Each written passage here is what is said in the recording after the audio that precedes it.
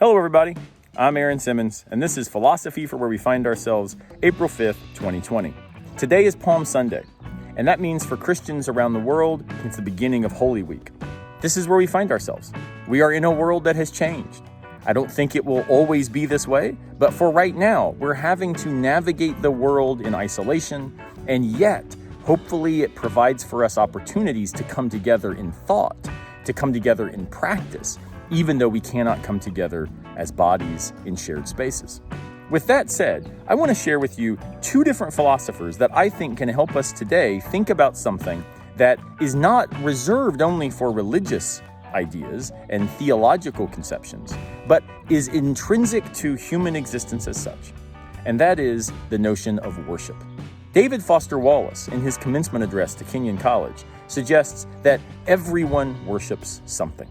Now, by this, he doesn't mean any sort of religious idea that ultimately we are really theists at the end of the day, or when times get tough, we will all turn to God.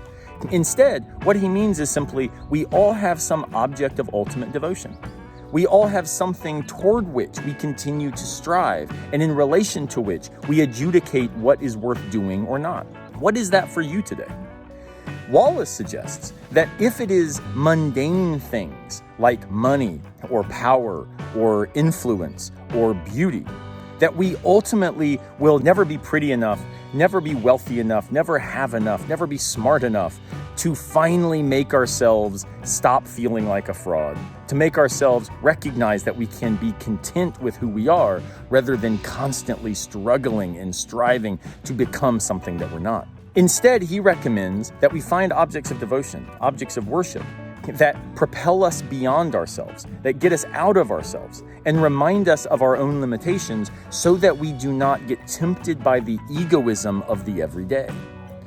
These self-protective narratives that so often define our social lives, the narratives that say, you can only be good when someone else is bad. You can only be smart if someone else is dumb. You only are wealthy if someone else is poor.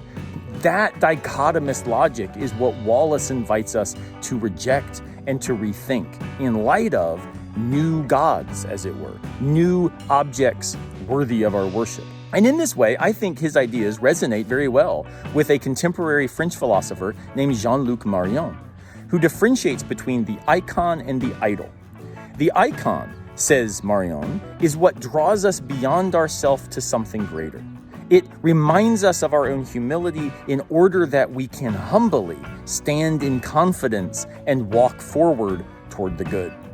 Alternatively, the idol is what throws us back on ourselves. It's like a mirror where we worship something, but yet ultimately it is nothing other than worship of self.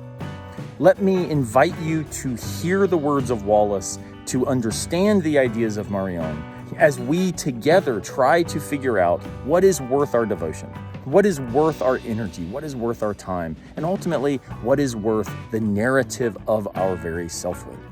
Let me encourage you to switch from worshiping that which makes it all about you to worshiping that which makes you all about them, all about the other, all about what you can do for the world, not simply what you can get from it.